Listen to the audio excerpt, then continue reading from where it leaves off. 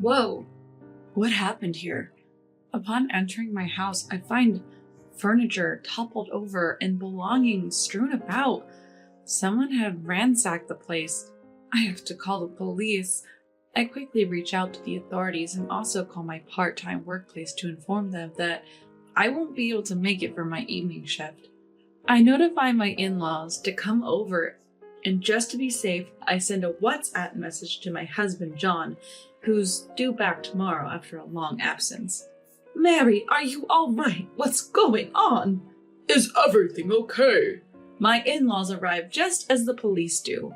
During the police investigation, it turns out that no high-value items or banking cards are missing. Above all, I'm relieved I didn't walk in on the intruder. What's missing seems to be daily necessities, clothing, food, and children's items. Wait a minute. Haven't I seen this scene before? From my past experiences, I have a hunch about who could be responsible for this.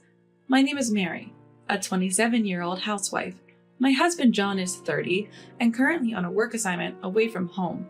We have a preschool-age son and have been married for 5 years. We were hoping for a second child, but the timing clashed with my husband's work assignment, which has already lasted 2 years. Although he tries to come home twice a month, there are busy periods when he can't make it. I last saw him 2 months ago. To stay connected with our son, he had set up a network camera at home, but he's only used it once due to his busy schedule. I had been hesitant to consult him about one issue, not wanting to distract him from work. It concerns my sister-in-law. Just as I was about to speed through the household chores after dropping off our child at preschool, the problem person shows up. Hey there. Oh, sister-in-law, hi. What brings you here today? For the past 3 months, sister-in-law has been regularly dropping by our home, unannounced, just making herself at home. Sister-in-law is 34 and the mother of 4, part of a big family. The family has kids ranging from infants to elementary schoolers. 2 of their preschoolers even go to the same preschool as my child.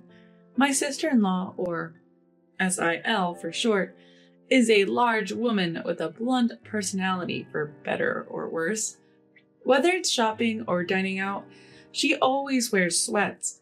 When she showed up at preschool events in her standard sweatshirt and sweatpants, even I was shocked. Sure, she's known for her casual attire, but she's also known for picking fights, so much so that I'd rather not cross paths with her at preschool lest people find out we're related. She has a habit of taking things from our home on a daily basis. Taking these cookies, okay? You took some yesterday. We can't keep giving you things. What? You're opposing me? It's John's money anyway. You have no right to complain. She asserts that since I'm a stay-at-home mom living on John's money, she can intimidate me. After all, it's a mother's job to support the kids. You have just one while I have many. It's only fair you help me out. We initially chatted because our kids were close in age and I thought we might get along. Now she just says unreasonable things like this. Sister-in-law works part-time at a lottery ticket store in the evenings. She usually visits when she knows I'll be home, like after dropping the kids at preschool. When the kids come home from preschool, or even during dinner preparations and mealtime, she'd just barge in and rummage through the rooms. Not only that, she leaves everything a mess and, of course, never bothers to clean it up. We receive $600 a month for living expenses from John, separate from rent and utilities. It used to be more than enough, and I was even saving money. Although John had always told me to feel free to spend money on what I like, I have been saving it for a rainy day. However, since sister-in-law started coming over, my monthly savings have dwindled to $100, and I've even dipped into the negative over the past 3 months. Because of sister-in-law, the money John gives me vanishes each month, and I've been covering the shortfall using the savings I had before we were married. Realizing this can't go on, I finally gathered the courage to tell sister-in-law that this needs to stop. Sister-in-law, it's getting tough for us too. Please pay for the items you take. Why? Just get more money from John. We have a lot of kids and need it.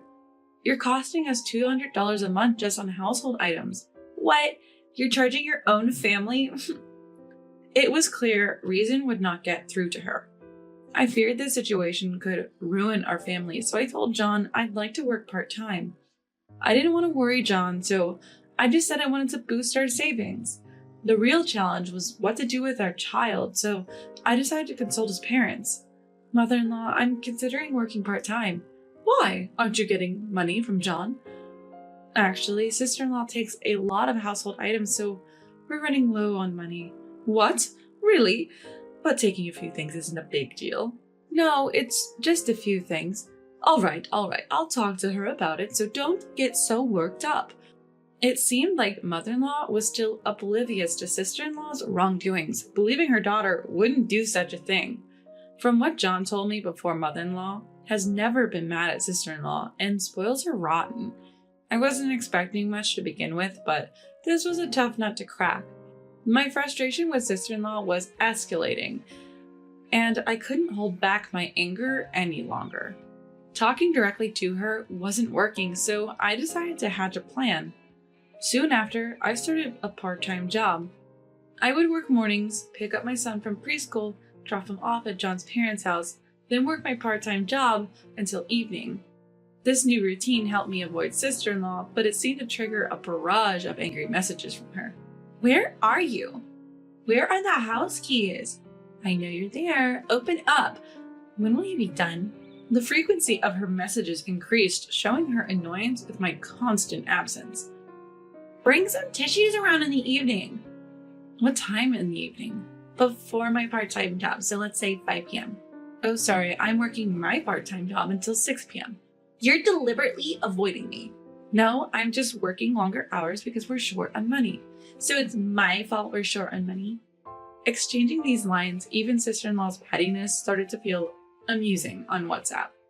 Life was much calmer without meeting sister-in-law every day. Unlike my peaceful state, sister-in-law was restless. One time, we went out to eat with our parents-in-law and sister-in-law's family. She was giving me icy stares, but I didn't care and just enjoyed my meal. Mary, no part-time work today, huh? I had planned to sit her with father-in-law and mother-in-law for a while. Sister-in-law turned her face away, clearly irritated. In some ways, I owe my sister-in-law for my newfound assertiveness to dealing with someone as dense as her. Later, we had tea at John's parents' house and all was quiet on sister-in-law's end. We then headed home. I was hoping that sister-in-law would finally give up, but things took an unexpected turn. A month later, after dropping my son off at preschool and at John's parents', I went home to grab something I forgot.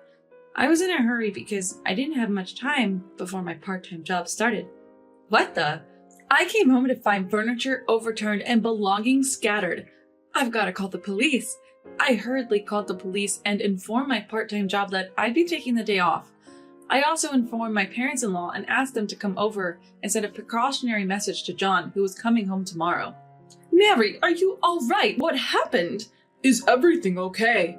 I began talking to a private investigator. As this happened, the police arrive. During the investigation, we find that no high-value items or bank cards are missing. Above all, I'm relieved I didn't confront the intruder. What's missing are daily necessities, clothing, food, and stuff for the kids. Wait a minute, haven't I seen this situation before? Mother-in-law, I don't mean to point fingers, but isn't it possible that sister-in-law did this? My daughter? No way, she would never do something like this. Who else would ignore valuable stuff and take only daily items? It has to be sister-in-law. Mary, just because sister-in-law takes things from your home doesn't mean she would do something like this, mother-in-law insists. Although it may be natural for a mother to trust her daughter, mother-in-law refuses to call sister-in-law to the scene. Finally, father-in-law, who had been silent all along, speaks up. The police are here. She should prove her innocence by coming. As father-in-law says that, well, you have a point. Mother-in-law concedes, unable to go against father-in-law, and promptly calls sister-in-law. What's up?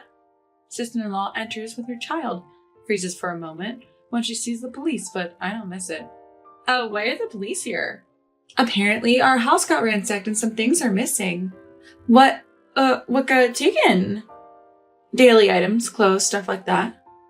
So, did they figure out who did it? No, not yet. Oh, okay then. Upon hearing that the culprit behind the home invasion is still unknown, sister-in-law visibly relaxes.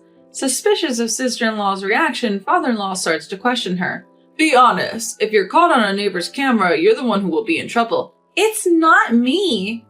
As this dialogue unfolds, I get a call from John. Mary, are you alright? Any injuries? Yeah, I'm fine, and our son was at your parents' house. Good. Any leads on who did it? Actually, I hadn't talked about this yet, but I explained everything to John. Why didn't you tell me earlier? I would have warned her. I'm sorry, I didn't want to worry you. Have you checked the camera? Camera? Remember? I installed a network camera so I could talk to our son. Is it still there? Oh, right. I had forgotten about it, but thanks to leaving it plugged in, it seemed to be working. After telling John that the camera was active, he checked past footage on his mobile phone. I end my call with John and head back to the living room where everyone is. We know who did it. What? How? John had set up a camera so he could talk to our son while he's away on business. Uh-huh. And the footage shows this person. I show the mobile phone to the police and my parents-in-law and their sister-in-law, rummaging through the house, then leaving with bags full of stuff. How did you get into the house, sister-in-law? I press her for an answer and sister-in-law falls silent. Tell the truth. Father-in-law interrogates sister-in-law with a stern look. Well, the thing is, sister-in-law slowly starts talking. I noted the lock code while relaxing at my parents' house. I then asked someone I know to make a duplicate key. While father-in-law looks at sister-in-law in disbelief, mother-in-law keeps her head down in silence. Mother-in-law, are you okay? As mother-in-law's shoulders tremble, I wonder if she's crying because she feels betrayed by her daughter. You foolish daughter! Mother-in-law screams, her face turning red and filled with an unprecedented rage. Mom, I just took a little, that's all. What do you mean, a little? I've been giving you around $200 every month because you said it was tough with the kids. If you were stealing supplies from Mary's house, what happened to that money? Apparently, mother-in-law had been giving sister-in-law about $200 every month. I can't even look people in the eye knowing my daughter ransacked a house like a thief. It's all my fault for spoiling you. Come clean about everything. Sister-in-law, who had never been yelled at by mother-in-law before, shrinks back, her eyes welling with tears. It seems she spent the money she received from mother-in-law for daily necessities and on her own clothes and bags, but something doesn't add up. We all find it strange that sister-in-law, who always wears sweatshirts and sweatpants, claims to be buying clothes for herself. So where are these clothes and bags you supposedly bought, sister-in-law? They're at home. Then sell them, turn it into some money, and pay back what you've taken so far. This is complicated. Sister-in-law, who's bad at giving up, was desperately trying to come up with an excuse. Then her older child casually let something slip. The clothes aren't mom's anymore, so they're not at home, right? What? Turns out she had been buying men's clothing and bags. Did you buy them as a gift for Dad? No, for a young man who isn't Dad. Shockingly, it's revealed that sister-in-law has been financially supporting another man. Mother-in-law, upon hearing this, is even more furious and starts talking about disowning her. Even the police seem uncomfortable in this escalating environment.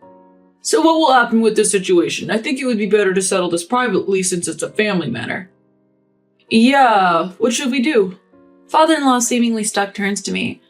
At that point, sister-in-law frantically latches onto me. Mary, you wouldn't actually press charges, would you? Think about how sad it would be for the kids if their mom got arrested. Don't try to use the kids to escape responsibility. Apologize to Mary right now. Mother-in-law, her eyes fierce, starts berating sister-in-law again. Mary, I'm really sorry for what I've done. Please, please, please forgive me. Sister-in-law almost cries as she kneels and clings to my feet. The kids are watching with concerned faces, and honestly, it feels wrong to show them adults squabbling like this. Fine, I won't press charges. Oh, thank you, Mary. Sister-in-law quickly changes her expression. But there are conditions. The condition I give is that sister-in-law must pay back the $900 she took over the last 3 months by working part-time and giving us $100 each month. I can't pay $900. I have 4 kids. Didn't you say supporting your kids is a mother's duty? So it's only fair to return the money you've taken from your brother's children who are suffering because of you. Well, that's... Sister-in-law seemed frightened by my words. If you have time and money to spend on another man, then work to pay us back. The monthly payments are even a compromise compared to what you've used. I quickly corner sister-in-law, but my words don't seem to reach her. But still, enough! Enough! Be grateful you're not getting sued and accept the conditions. Mother-in-law raises her voice again as sister-in-law's indecisive attitude. I understand, After hearing from the victim, I think accepting these terms would be the best course of action, says the police officer. Sister-in-law, with her head hung low, reluctantly agrees. Even though the kids will inevitably find out and I do feel sorry for them, I can't muster any sympathy for her sister-in-law. Exploiting her brother's family to save on living expenses while lavishing money and attention on another man is something I'll never understand. The next day, when John came back, she ended up getting scolded even more. Sister-in-law was in tears, apologizing profusely, but John was adamant about not forgiving any inconvenience caused to myself or our child. I think the future relationship between the siblings hinges on sister-in-law's actions. Above all, sister-in-law's greatest challenge lies ahead. What will she say to her husband who's coming back from a business trip next week? We managed to arrange for the kids to stay with John's parents during the discussion on that day, so they wouldn't witness sister-in-law's disgraceful state. As soon as sister-in-law's husband saw her, she broke down crying and deeply apologized. Her husband was confused until father-in-law and mother-in-law filled him in, after which he was furious. Feeling lonely, she had found comfort in a young man. She insisted she had done nothing more than financially support him. She said she'd repay the money to her brother and his family, but from the husband's perspective, it was understandably infuriating to come home from work to this mess. Though he blamed himself, the thought of the kids made his heart ache. From then on, my sister-in-law was sued for damages by her husband. Just selling lottery tickets part-time wasn't enough, forcing her to also work nights. Under such dire circumstances, her previous aggressive demeanor faded away as if she were a changed person. Once so quick-tempered and argumentative, especially around the preschool, she's now so unobtrusive. She's hardly noticeable. As for our family, John returned home after his work assignment was over, and our son was absolutely thrilled, enjoying each day. I continue with my part-time job thinking it best to save as much money as possible, but I recently fell ill and had to visit the hospital. According to the diagnosis, we were delighted to learn we're expecting our second child. John was thrilled, and we later safely welcomed a baby girl. Now, as a family of 4, we cherish our happiness.